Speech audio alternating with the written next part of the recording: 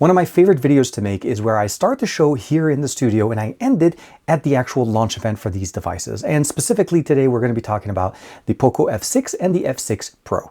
Both of these devices are providing us flagship experiences from Poco. Regardless if you go with the Pro or the non-Pro, you are not going to be disappointed. And yes, I'm able to make this statement at the beginning of this video because these devices will not disappoint. We're going to check out all the cool features and of course make a decision at the end of the day which one is the right one for you. There's some changes from what we had last year with the F5 series, but the F6 is bringing it, and it's bringing it in a big way. So this is TK. Let's go ahead and check them out and see which one is the right one for you.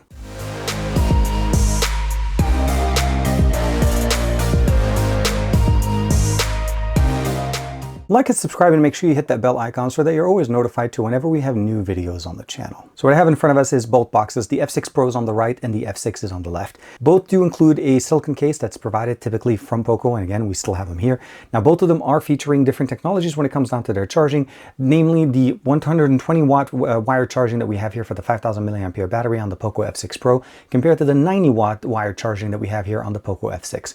Both are featuring a 5000 milliampere battery, but just the charging speed is going to be a little bit different, although trust me when I say 90 watts and above is crazy fast, and you're not going to be missing out on any kind of performance that we get here on both of these devices. You're going to be able to top them off right away, and with the system that we have built in here for cooling that was introduced as well with them, you're going to be able to play for an extended amount of time. Both devices are going to be featuring a very nice large 6.67 inch display running at 120 Hz refresh rate. One of the other things we want to keep in mind is that the Pro side does definitely have a higher resolution on the display, and that's going to be able to go to QHD plus at 120 Hz refresh rate. Both feature flat displays, which is definitely very nice, and of course both of them feature a flat sides as well, so you definitely have a much more flat air experience in here.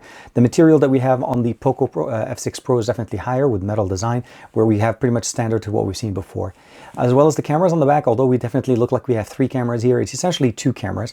The primary sensor on both of these devices are going to be 50 megapixel primary cameras, and of course the secondary 8 megapixel is going to be the ultra wide. Although we have a 2 megapixel basically depth sensor or macro sensor that's provided here as a third camera, so I would probably say the main sensors on the back are definitely going to be the stars of the show at 50 megapixels. The front-facing cameras are a little bit different. We have a 16 megapixel here on the Pro and a 20 megapixel on the front-facing experience here, and of course both of them are running HyperOS. Basically the experience what we've come to enjoy, the ability of having lock screen wallpapers. You can definitely see that the displays look absolutely fantastic, and I have the same lock screen mostly because I want you guys to see that they're both amazing displays. I do have them running at 120 Hz refresh rate, and of course I do have my SIM card present in here on the F6. And as you can see here, I do have the F6 Pro running with my SIM card here on T-Mobile in my area. I haven't been able to clock in 5G, but it does definitely register an LTE's band connected. So no issue as far as getting connectivity, although speeds may vary depending on where you are. Both feature a front-facing fingerprint scanner that's positioned at the bottom. Let's go ahead and lock it here, and I'll lock it one more time. And you can definitely unlock it, register it, and of course, customize it to your liking. As I mentioned, we are running HyperOS, so let's go ahead and swipe off on the right side. We'll go into the settings tab. Both are running the latest version of Android 14 with HyperOS. The storage configuration is a little bit different. I will say that the obviously Pro does have more options, all the way up to that 1 terabyte with 16 gigabytes of RAM.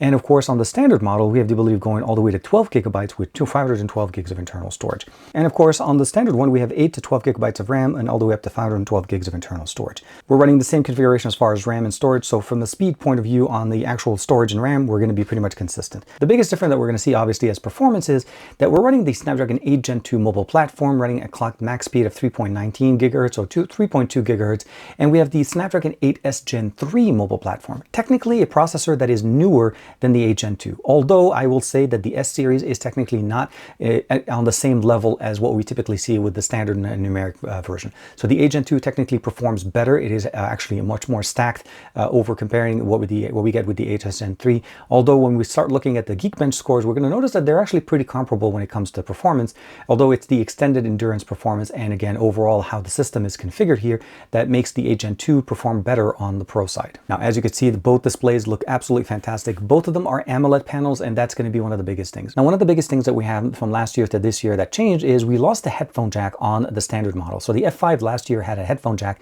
and that's something that we no longer have. And also we don't have expandable storage. It's something we haven't. But you'll notice that the materials that they're using here is definitely a lot more premium on the brand new F6 Pro. We have on the bottom firing speaker, of course married with a secondary speaker to give a stereo experience, a USB-C connection, a dual SIM card providing us the ability of getting 5G in markets that it supports, and of course a one of the microphones on the bottom as well. And of course, both of them feature a volume rocker and a power button on the side, as you know, that as the fingerprint sensor is directly in the actual display.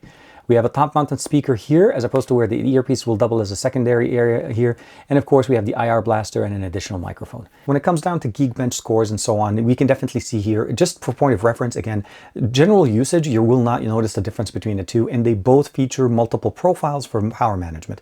1940 to 1916, and of course 5369 as opposed to 4887. You can definitely see that the 8 Gen 2 is still definitely a more powerful processor than the 8S Gen 3.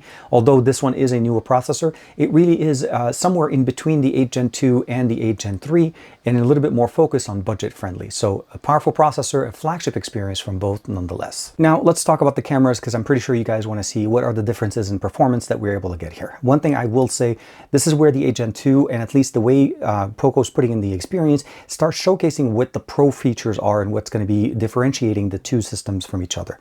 When we jump into the camera itself, first and foremost, both are able to shoot 4K 60 frames per second, although the Pro side is able to jump into HDR shooting. So now we're able to shoot 4K 30 frames per second, and let's go ahead and jump over 4K 30 frames per second as far as the maximum resolution with HDR.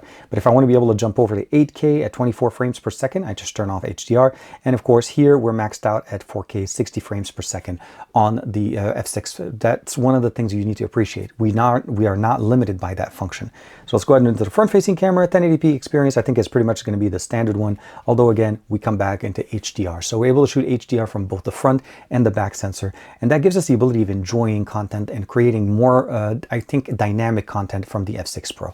It's not going to be bad running on the F6, but let's not waste too much time. Let's go ahead and go outside real quick. And obviously, when I'm going to say outside, I mean in Dubai, showing you guys some of the capabilities that this device can do. And of course, the sample of audio video from the front-facing cameras and the rear-facing cameras on both the F6 and the F6 Pro. So I don't usually do my, obviously, audio and video samples in this situation, but I am actually in Dubai. We are in the desert. I'm going to show you guys some pictures and photos from a massive dune, I was going to say dune buggy kind of a situation, but we were in an SUV, a 4x4, obviously going over some sand dunes. But the experience that we're getting here with both the F6 and the F6 Pro are very unique. These are somewhat equally balanced devices that have a lot of functions and a lot of features that are similar, but somewhat excelling in specifically F6 Pro when it comes down to photography. But this is a quick example on the front-facing camera on the F6. When we're talking about the F6 and, of course, the capabilities that we can do here, the 8S Gen 3 can give us 4K 60 frames per second. That's going to be the best resolution. My hope, obviously, is you guys can hear me. I'm going to try my best to isolate the sound. There's a lot of work going on in the cars over there. They're basically fixing the cars after we came back from those sand dunes. I think the performance on the F6 is very much comparable to what we get on the F6 Pro. The 8S Gen 3 is very powerful. The RAM storage configuration is pretty much the same, and what you're getting here is a very comparable powerhouse or flagship experience in 2024. The 8S Gen 3 is technically a 2024 processor from Qualcomm, and of course featuring some AI functionality. So I hope that you guys are enjoying the footage and of course the videos here and some of the samples that I'm sharing with you guys from this experience. But let's go ahead and switch over to the F6 Pro. One of the biggest things that I'll probably say with the F6 Pro over the F6 is that main sensor on the back. And that's where a lot of the images and the videos are actually going to look a little bit better. It's not just that the 8 Gen 2 is somewhat more of a powerful processor, but it's actually the image sensor and the way it's processed and some of the capabilities that we have, even the ability of going all the way to 8K 24 frames per second. Again, I do hope that you guys are hearing me very well. But the experience definitely gets better when we switch to that. So let's go ahead and switch over to that. This has been the front-facing camera on the F6 Pro, which is a 16 megapixel camera, slightly lower resolution than the 20 on the F6. Now we are using the main sensor on the back. 4K 60 frames per second is going to be pretty much the sweet spot for me. If you're going to shoot in HDR, you're going to be capped at 4K 30 frames per second. But if you're going to be wanting to go to 8K, that's where the 8 Gen 2 kind of gives us those capabilities. We get a lot of functional options. Unfortunately, on the ultra-wide on both the F6 and the F6 Pro, you're limited to 1080p, but that's just the limitation of the sensor. It's an 8 megapixel sensor. The 2 megapixel camera that we have in here on the back, I feel like it's very much just a nice to have, but I think more functionally is that main 50 megapixel camera. The images on the F6 Pro, especially night shots and even just general images for me, seem to be more true to life, more detailed and better processed than what we get with the F6, although they both really provide us great experiences. I think when it comes down to performance, they're very much, I think, neck and neck. When it comes to photography, the F6 Pro is definitely going to take the winnings here because that's how it's been tuned. It is the pro photography camera on a device that actually has obviously the higher resolution display, more options for storage and RAM, and a lot more things that make it unique. But I hope again that you're enjoying this video and that you can hear me pretty well. This has been a quick audio and video sample from the F6 Pro's main 50 megapixel camera on the back. Now, I will say that overall, when you're looking at them on device, when you're looking at some of the images and videos that you get out of these devices, you can definitely see the difference when HDR is kicked in. So again, if you're looking for more of a better experience when it comes down to video creation and of course consumption, this is definitely going to be the best experience, especially out of the main 50 megapixel camera sensor on the back. But now we're going to actually go ahead and do a quick audio sample, front-facing speakers, or at least the audio coming from the stereo speakers from both the F6 and the F6 Pro. We have our favorite song, Jumbo by NCS Release. We're going to play it straight at the 54-second mark. Jack it up.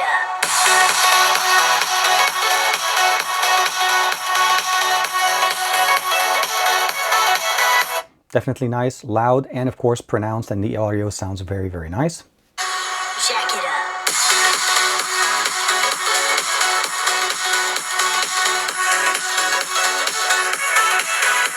One thing I will say between the two of them, actually the F6 Pro sounds a little bit better. The sound's a little bit fuller and the bass a little bit more pronounced. But I think overall you wouldn't really notice too much, especially if you're listening to them with, let's say, a pair of Bluetooth buds. You're definitely not going to be disappointed.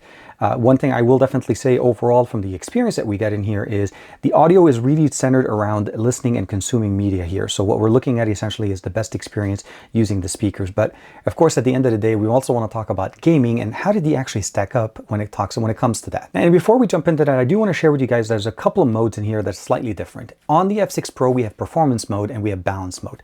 Both of these devices are typically running on balance mode. That's going to be the best experience. You can jump in obviously to ultra battery saver. Although when we're running into the gaming experience, we have ultimate mode and of course performance mode, which are a little bit different between both of these devices. But at the end of the day, these are typically considered to be the best experience when you're using games or you're playing games on these devices.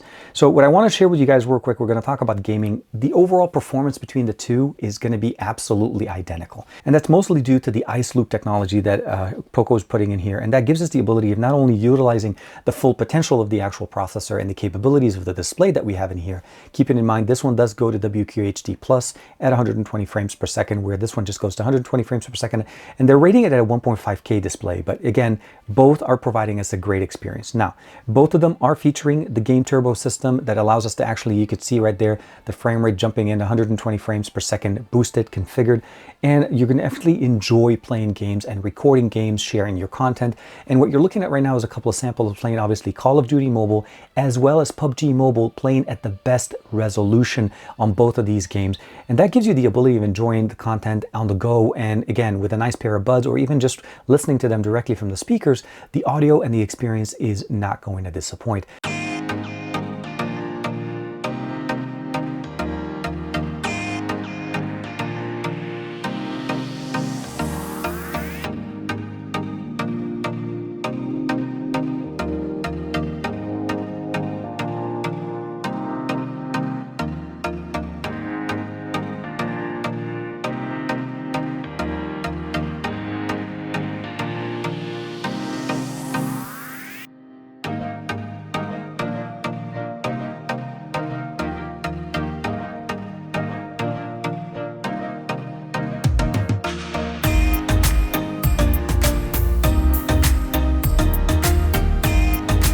And when it comes down to camera experience and of course the comparison between the two, which one is going to perform the best? I'm going to start off by saying that the 8 Gen 2 on the F6 Pro definitely provides us a little bit better experience. As you can imagine, one of the other biggest things that we have in here is the Qualcomm AI engine that's built into this, that's a little bit more optimized to providing us maybe a little bit more, I'd say, warmer color experience, and of course the ability of shooting HDR with this. The storage capability of going all the way up to 1 terabyte also allows you to actually shoot and download and load up as much content on this device as you want. Charging it up with the 120 watt charger obviously is not going to disappoint. Although again, as I said it at the beginning, 90 watts is not going to be disappointing anybody, especially if you're recharging a battery of this capacity. So when it comes down to which one is the right device for you, I think from a standard camera experience or just overall, I think the F6 Pro performs better, and it is basically tuned to go there. You can shoot in 8K, you're able to shoot 4K 60 frames per second, you can shoot 4K 30 with HDR, and you can also shoot HDR on the front. Again, these things are not present on the F6. The F6 is 4K 60 on the maximum, but again, no HDR. And the front-facing camera is 1080p, no HDR as well. So at the end of the day, I think it pretty much just comes down to what you want to get out of your device the most. If the photography experience, and of course having the high-res display or higher resolution display, the F6 Pro will not disappoint. And again, you can go all the way up to 1 terabyte. The F6 will definitely give you that bang for the buck experience without breaking the bank. And the 8S Gen 3, it is not a slouch. I want you to really understand that this is a 2024 processor that was just released by Qualcomm specifically for AI and providing us more of a, I would say basically cost savings, but still performance-focused experience, as you saw there with the Geekbench scores. So I do want to say thank you very much to Poco for allowing me to be part of the launch event. Please make sure to check out the socials, and of course, make sure you support the channel and watch the launch event if you're there. I'm going to be sharing a lot more content, a lot more photos, a lot more stuff from the launch event in Dubai. But at the end of the day, I'm surprised, and I'm truly, truly pleased to see what they're able to do in 2024. Performance is packed in here on both of these devices, and you will not be disappointed going with either the F6 or the F6 Pro.